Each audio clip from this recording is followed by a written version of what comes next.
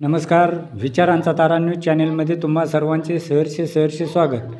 जीवनाचे सार्थक करण्यास देवाचे व संतांचे नामस्मरण महत्त्वाचे. बालप्रवचनकार कार्तिक भिवशे.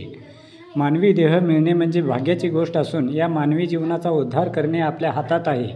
जीवनाचे सार्थक व्हायचे झाल्यास प्रत्येकाने देवाचे व संतांचे नामस्मरण करणे महत्त्वाचे आहे. त्यासाठी प्रवचन, कीर्तन, भजन हा एकमेव मार्ग आहे, असे ह.ब.प. ओंकार सूर्यवंशी वारकरी शिक्षण संस्था तुर्भे येथील इयत्ता 9वी मधील विद्यार्थी व कैलासवासी ह.ब.प. रामचंद्र भिवशे महाराज हंचनाळ यांचा नातू बालप्रवचनकार कार्तिक कृष्णात भिवशे यांनी सांगितले. श्री सद्गुरू बाळूमामा सेवा मंडळ कारदगा यांच्या वतीने बाळूमामा मंदिरात आषाढी अमावस्येनिमित्त आयोजित करण्यात आलेल्या प्रवचन सेवेत बोलताना कार्तिक भिवशे या बालप्रवचनकार महाराजांनी वरील मत व्यक्त केले. पुढे बोलताना ते म्हणाले की जीवन सुखी समाधानी करायचे असेल तर देवाच्या व संतांच्या नामस्मरणाबरोबर सज्जनांची संगत महत्त्वाची आहे. आचार विचार चांगले ठेवून आपल्या पाल्यावर चांगले संस्कार केले पाहिजेत, अशी सांगून आज मी माझे आजोबा कैलासवासी रामचंद्र भिवशे महाराज यांच्या आशीर्वादाने व ह.ब.प. ओंकार सूर्यवंशी वारकरी शिक्षण संस्था तसेच माझे वडील कृष्णात भिवशे व आईच्या प्रेरणेने प्रवचन सेवा करत असल्याचे सांगितले. या बालप्रवचनकाराने प्रवचन करत असताना उपस्थितांना भक्तिमार्ग, संस्कार, आचार विचारांचे अमृतवाणी देत हसवूनही व रडवूनही सोडले. प्रारंभी सकाळी सद्गुरू बाळूमामांना अभिषेक घालण्यात आला. त्यानंतर प्रवचन सेवा पार पडली. यावेळी बाळूमामा सेवा मंडळाचे अध्यक्ष सिद्धप्पा गावडे यांच्या हस्ते कार्तिक भिवशे महाराजांचा सत्कार करण्यात आला. त्यानंतर विठ्ठल रुक्मिणी महिला भजनी मंडळ बारवाड यांची भजन सेवा पार पडली व महाप्रसाद वाटपाने कार्यक्रमाची सांगता झाली. या सर्व कार्यक्रमाचे सूत्रसंचालन रामचंद्र खोत यांनी केले. तर सदर कार्यक्रमप्रसंगी बारवाड, कारदगा, मांगूर, येळगोड, ढोणेवाडी येथील भाविक पावसाची रिपरिप असताना सुद्धा मोठ्या संख्येने उपस्थित होते. मित्रहो, विचारांचा तारा न्यूज चॅनेलला सबस्क्राईब करून, लाईक करून, शेअर करावे, त्याचबरोबर कमेंट करावी अशी विनंती करतो आणि इथेच थांबतो. धन्यवाद. विचारांचा तारा न्यूजसाठी रंगराव बन्ने, बारवाड. पुत्रप्राप्ती नको होती व आत्मदेवाचा पलीकडच्याच गावामध्ये आपल्या बहिणीकडे जाते व आपल्या बहिणीला सांगू लागते, माझ्या पतीने एक मायावी फळ आणून दिलेले आहे आणि ते फळ खाल्ल्यानंतर मी गर्भवती होईल, पण मला पुत्रप्राप्ती नको आहे. तिला पुत्रप्राप्ती का लावणी ज्ञानियांची शिरोमणी साधकांचे मायबाप असे असणारे ज्ञानोबराय यांच्या ज्ञानेश्वरीमधील 18व्या अध्यायातील 420वी सेवेकरता मायाजाळच्या नात्यामध्ये गुंतून गेला आणि त्या मायाजाळच्या नात्यामधून मुक्त होण्यासाठी जर त्या मायाजाळच्या नात्यामधून आपल्याला मुक्त व्हायचं असेल तर ते कोणाला विचारावे, तर ते संतांना विचारावे. म्हणून आजची उभी संतांचं महत्त्व सांगणारी उभी सेवेकरता निवडलेली आहे. तैसे हरपले आपण पिपावे. तैसे हरपले आपण पिपावे म्हणजे काय, तर अखंड 84 लक्षणी 4 खानी व 3 गुणी या जीवसृष्टीमध्ये मानवी देहाला फार महत्व आहे. अहो, 84 लक्षणीच्या फेऱ्यामधून तर आपल्याला मुक्त व्हायचं असेल तर देवाचं नामचिंतन करावं, संतांचं नामचिंतन करावं. देवाचं नामचिंतन करण्यासाठी ह्याच नरद्याला का सांगितलेलं आहे? देवाचं नामचिंतन करण्यासाठी ह्याच नरद्याला का सांगितलेलं आहे? कारण अखंड 84 लक्षणी 4 खानी व 3 गुणी या जीवसृष्टीमध्ये मानवी देहालाच फार महत्व आहे. 84 लक्षणी कोणालाही सांगता येत नाहीत. 84 लक्षणी कोणालाही सांगता येत नाहीत. आता म्हटलं तुम्हाला, तुमच्यापैकी कोणालाही म्हटलं तुम्ही उठा आणि 84 लक्षणी सांगा म्हटलं, सांगता येईल का? सांगता येईल का? बोला की. असं काय मौनम धरलाय सगळ्या तुमच्या? आता बोलायचं, मी काय एकटा बडबड होय? मग बोलते राहा. 84 लक्षणी कोणालाही सांगता येत नाहीत. त्यासाठी आमच्या ज्ञानोबा तुकोबा आध्यात्मिक वारकरी शिक्षण संस्था तुर्भे इथेच प्रवेश घ्यावा लागेल. मी तुम्हाला 84 लक्षणी सांगतोय का? प्रत्येक जीवास 20 लक्ष वेळा वृक्षामध्ये जन्म घ्यावा लागतो. देवाने वृक्षामध्ये का जन्म घेण्यासाठी सांगितलेला आहे? कारण जीव हा जन्माला आल्यानंतर जीव हा मानवी देहामध्ये जन्माला आल्यानंतर कोणाचंही चांगलं करण्यासाठी येत नाही, फक्त पैसा कमवण्यासाठी येते. कशासाठी येतोय? फक्त पैसा कमवण्यासाठी येतोय. तर तसं नाही, तर देवाचं नामचिंतन करून आपला व आपल्या कुळाचा उद्धार करून घ्यावा. प्रत्येक जीवास 20 लक्ष वेळा वृक्षामध्ये जन्म घ्यावा लागतो. 9 लक्ष वेळा जलचर प्राण्यांमध्ये जन्म घ्यावा लागतो. 11 लक्ष वेळा किरणांमध्ये सरपडणाऱ्या प्राण्यांमध्ये जन्म घ्यावा लागतो. 10 लक्ष वेळा पक्ष्यांमध्ये म्हणजेच उडणाऱ्या प्राण्यांमध्ये जन्म यायला लागतो. 30 लक्ष वेळा पशूंमध्ये जन्म यायला लागतो व मानवाकरिता 4 लक्ष वेळा जन्म यायला लागतो. या आहेत 84 लक्षणी. या माझ्या मातीतलं नव्हतं, गातातलं काल काय तुम्हाला खोटे पडते काय? खोटे पडते का सांगा? तुम्हाला प्रमाण देतोय का? 20 लक्ष योनी वृक्षांमध्ये घ्याव्या, जलचरी भोगाव्या. 9 लक्ष 11 लक्ष योनी तर मानवी देह मिळतो. नामा म्हणे देवा नरदेहया नरा, तयाचा मथेरा केला मुडे. एक एक योनी कोटी कोटी फेरा, मनुष्य देहाचा वारा मंग लागे. अहो, म्हणून मानवी जीवन मिळाल्यानंतर ना आपला व आपल्या कुळाचा उद्धार करून घ्यावा. आपला व आपल्या कुळाचा उद्धार करून घ्यावा. व हे ज्याला कळलं त्याच्या आई वडिलांना तुकाराम महाराज म्हणतात, धन्य माता पिता तयाची या. अहो, मानवाचा विसरणामूळ स्वभावच आहे. मानवी जीवनाचा विसरणामूळ स्वभाव आहे. त्याच्यावर एक प्रमाण सांगतोय का? आदी होता वाग्या, आदी होता वाग्या, दैवयोगे झाला पाग्या, दैवयोगे झाला पाग्या. त्याचा येळकोट राहिना, त्याचा येळकोट राहिना, त्याचा येळकोट राहिना, मूळ स्वभाव जाईना, त्याचा येळकोट राहिना, मूळ स्वभाव जाईना. मानवी जीवनाचा विसरणामूळ स्वभावच आहे. या व्यक्तीचा नीट येळकोटही राहिना आणि मूळ स्वभावही जाईना. याच्यावर एक दृष्टांत सांगतोय का? एक व्यक्ती होता. त्याच्या काहीच लक्षात राहत नव्हतं. त्याच्या काहीच लक्षात राहत नसल्यामुळे त्याची कामे होत नव्हती व त्याच्या घरात दररोज वाद होत असायचा. त्याच्या घरात दररोज त्याच्या पत्नीसोबत वाद होत असायचा. तो ह्या जीवनाहून खूप कंटाळला होता व तो एके दिवशी विचार करत बसला की माझ्या काहीच लक्षात राहत नाही. काहीच लक्षात राहत नसल्यामुळे माझी कामे सुद्धा होत नाहीत आणि माझ्या घरात दररोज वाद होतात. मी काय करू ज्यामुळे माझ्या घरात दररोज वाद होणार नाही आणि माझी कामे नीट होतील? असं तो विचार करत बसला होता. विचार करत असताना त्याला एक उपाय सुचला.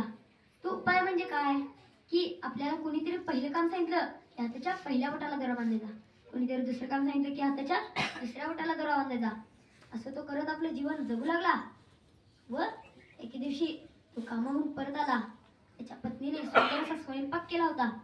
तो तृप्त होऊन जेवला व आपल्या खोलीमध्ये झोपण्यासाठी गेला.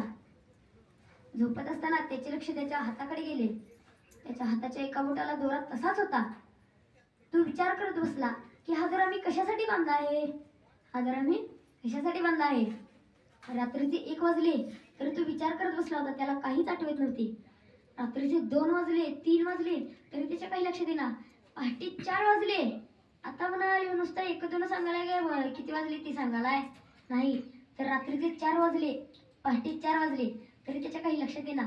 5 वाजले, सकाळचे 6 वाजले.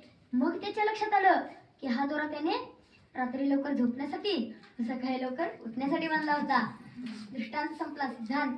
अशीच काही लोक देवाचं एकदा जरी नाव घेतलं तरी आपला उद्धार होऊ शकतो.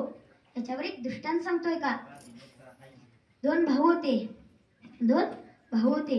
एक आस्तिक होता, एक नास्तिक होता. एक भाऊ आस्तिक होता. तो भाऊ दररोज देवाचं नामचिंतन करायचा, संतांचं नामचिंतन करायचा, दररोज आश्रमामध्ये जायचा, आपल्या गुरूंचा आशीर्वाद घ्यायचा व हरिपाठ करायचा, कीर्तन श्रवण करायचा, गाथा पठण करायचा. असा तो सात्विक होता. पण त्याचा मोठा भाऊ होता तो त्याचा बरोबर विरोधात होता. त्याच्या विरोधातच देवाचं तो नाव कधीच घेत नव्हता व तो मदिराप्राशन करायचा, दारू प्यायचा, मद्यप्राशन करायचा, वेश्यागमन करायचा. असा तो नास्तिक होता. मग आता तुम्हाला प्रश्न पडला असेल की हे दोघे एका रक्ताचे भाऊ, बरोबर आहे का नाही? हे दोघे एका रक्ताचे भाऊ, मग यांच्यात एवढा फरक कसा?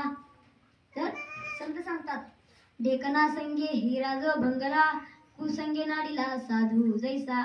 हिरा असतो ना, हिरा कोण बघितलाय काय? हिरा बघितलाय काय? बघितला सांगा तिला आजा, हिरा बघितलाय सांगा. हिरा असतो ना, हिरा, त्या हिऱ्याला किती जरी फोडण्याचा प्रयत्न केला तर तो हिरा फुटत नाही. त्या हिऱ्यावरती त्या हिऱ्याला ढेकणाचा जरा जरी स्पर्श लागला तर तो हिरा भंगला जातो. त्या दोघा भावांमध्ये असंच काही झालं होतं. त्या लहान भावाने सज्जनांची संगत केली होती व मोठ्या भावाने दुर्जनांची संगत केली होती. व असंच एक दिवस त्या लहान भावाला आपल्या मोठ्या भावाची काळजी वाटू लागली. आपल्या मोठ्या भावाची काळजी वाटू लागली की आपला मोठा भाऊ अधोगतीला जात आहे. तो देवाचं नामचिंतन करत नाही, कधीच देवाचं नाव घेत नाही, असं त्याला काळजी वाटू लागली. व तो आपल्या गुरुजींकडे गेला व आपल्या गुरुजींना सांगू लागला, गुरुजी, माझा मोठा भाऊ देवाचं कधीच नाव घेत नाही, देवाच्या अगदी विरोधात आहे. आता त्याचा उद्धार करण्याचा मार्ग तुम्हीच सांगा. त्याचे गुरुजी म्हणतात, उद्या येत असताना, आश्रमामध्ये येत असताना तुझ्या भावाला आश्रमामध्ये घेऊन ये. तो आपल्या गुरुजींचा आशीर्वाद घेऊन घरी निघून जातो. आपल्या घरी निघून जातो व घरी जाऊन बघतो तर काय, त्याचा मोठा भाऊ मदिरा पीत बसला होता. मदिरा म्हणजे दारू, दारू पीत बसला होता. तो लहान भाऊ आपल्या मोठ्या भावाला सांगू लागला, दादा, उद्या आमच्या गुरुजींनी तुला आश्रमामध्ये बोलवलेलं आहे. कशासाठी बोलवलेलं आहे? देवाचं नामचिंतन करण्यासाठी बोलवलेलं आहे. पण तो मोठा भाऊ रागात म्हणतो, अरे कुठला गुरुजी, कुठला देव, ते मला काय माहित नाही, माझं मी बघतो, तुझं तू बघ, असं तो मोठा भाऊ त्या लहान भावाला म्हणाला. तो लहान भाऊ खूपच दुःखी झाला व आपल्या घरी निघून गेला. आपल्या आश्रमाकडे गेला व आपल्या गुरुजींना सांगू लागला, गुरुजी, माझा मोठा भाऊ आश्रमामध्ये यायला तयार नाही व देवाचं नाव घ्यायलाही तयार नाही. तिथे इकडं बघायचं. त्याचे गुरुजी म्हणाले, चल आपण तुझ्या घरी जाऊ. व तो लहान भाऊ व त्याचे गुरुजी त्याच्या घरी गेले. घरी जाऊन बघतात तर काय, तो मोठा भाऊ अजूनही मदिरा पीत बसला होता. त्याचे गुरुजी थोडे धिप्पाट होते. गुरुजी गेले व गुरुजी म्हणाले, अरे नास्तिका, उठ, घे देवाचं नाव, म्हण रामकृष्ण रे. तो म्हणाला, म्हणणार नाही. त्याचे गुरुजी म्हणाले, म्हणतो का नाही रामकृष्ण हरी? तो म्हणाला, मी कदाही म्हणणार नाही. कदाही म्हणजे कधीच म्हणणार नाही. त्याच्या गुरुजीने त्याच्या उजव्या हाताच्या पकडीने त्याचे नरडे धरले व त्याचे गुरुजी म्हणाले, आता तरी म्हणतो का नाही रामकृष्ण हरी? तो म्हणाला, माझा जीव घेतला तरी मी म्हणणार नाही. मग त्याच्या गुरुजीने थोडी युक्ती चालवली व गुरुजी मनातल्या मनात म्हणाले, काकडी जरा जुना आहे, हातानं मोडतच नाही, त्याला चाकूनच कापायला लागेल. व गुरुजी म्हणाले, गुरुजीने त्याला उलटा प्रश्न केला व गुरुजी म्हणाले, तू काय म्हणणार नाहीस? तो म्हणाला, मी रामकृष्ण हरी म्हणणार नाही. एकदा का सेना गुरुजीने त्याच्याकडून देवाचं नाव धुवून घेतलं व गुरुजी तिथून निघून गेले. व कालांतराने मदिरा पिऊन, मद्यप्राशन करून, वेश्यागमन करून त्याचा मृत्यू झाला. व यमदूत त्याला नेण्यात आले व यमदूताने त्याला यमांच्या कोर्टमध्ये उभी केली. तिथे जसा कोर्ट असते की सुप्रीम कोर्ट, तसा तिथे यमांचा पण कोर्ट असते.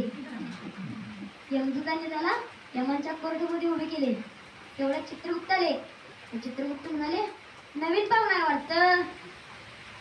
यमदूत म्हणाले, होय, आत्ताच ते कारडग्याच उचलून आणले, ती प्रवचनला याय नव्हते म्हणून त्याला उचलून आणलं आत्ताच, सध्याच उचललाय, असं यमदूत म्हणाले. व यमदूत म्हणाले, काढायची वजावट. चित्रगुप्त म्हणाले, यमराजे येऊपर्यंत आपण काय पुढचं करायचं नको, तर यमराजे आपल्याला काय सोडायचे नाहीत. तेवढ्यात तिथे यमराजे प्रकट झाले व यमराजे म्हणाले, यम हम, असं यमराजे म्हणाले. व यमराजे म्हणाले, काढायची वजावट. यमराजे म्हणाले, काढायची वजावट. चित्रगुप्त आपल्या डायरीमध्ये बघण्यास सुरुवात केली. आता जे काही तुम्ही इतर असेल तेव्हा आता शेजारने अशीच आहे आणि तशीच आहे म्हणून चालत नाही. आता शेजारने अशी आहे तशी म्हणून चालत नाही. आता फक्त देवाचं नामचिंतन केलं तरच या जीवाचा उद्धार होऊ शकतो, नाहीतर उद्धार होणार नाही व आपण ह्या 84 लक्षणीच्या फेऱ्यामधून कधीच बाहेर पडू शकणार नाही. जर आपल्याला मुक्त व्हायचं असेल तर देवाचंच नामचिंतन करावं लागेल, संतांच्या मार्गावर चालावं लागेल. म्हणून देवाचं नामचिंतन करावं, संतांचं नामचिंतन करावं. अहो, बाळूमामा कसे होते? त्या बाळूमामांचं काहीतरी घ्या. बाळूमामा कसे होते? बाळूमामा इतके मोठे संत होते, तरी बाळूमामा ते मेंढरांच्या मध्ये राहायचे, त्या लोकांच्यात राहायचे. बाळूमामाने असं कधीच म्हटलं नाही, मी इतका मोठा संत आहे, मी या मेंढरांच्यात कसं राहणार, मी तर बंगल्यात राहायला पाहिजे, असं बाळूमामा कधी म्हटले नाहीत. आणि आत्ताचे संत, ए माझा बंगला, माझी गाडी, असं नव्हते संत. संत आजचे खूप शांत होते. व यमराजे म्हणाले, काढा याची वजावट.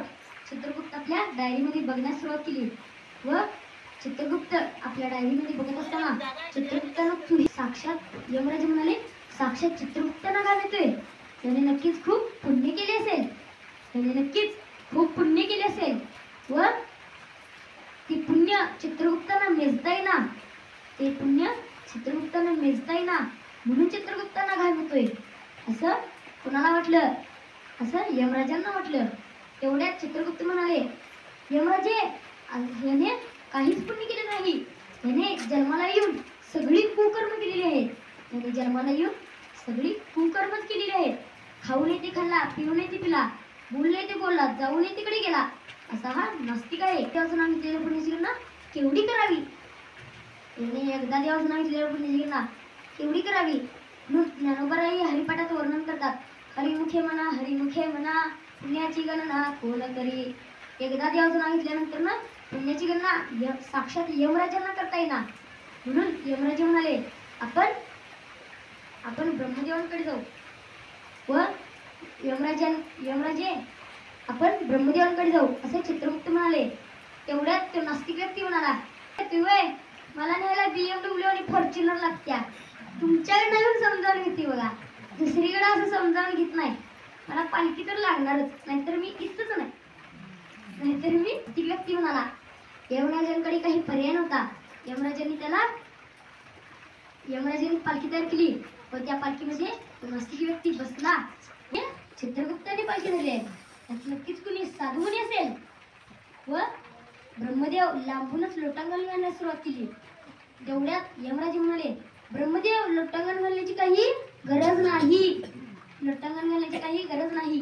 त्यात कुणी साधुमुनी नाही, अरे नास्तिक व्यक्ती आहे. याने जन्माला आल्यानंतर न सगळी कुकर्म केलेली आहेत आणि एकदाच देवाचं नाव घेतलेलं आहे.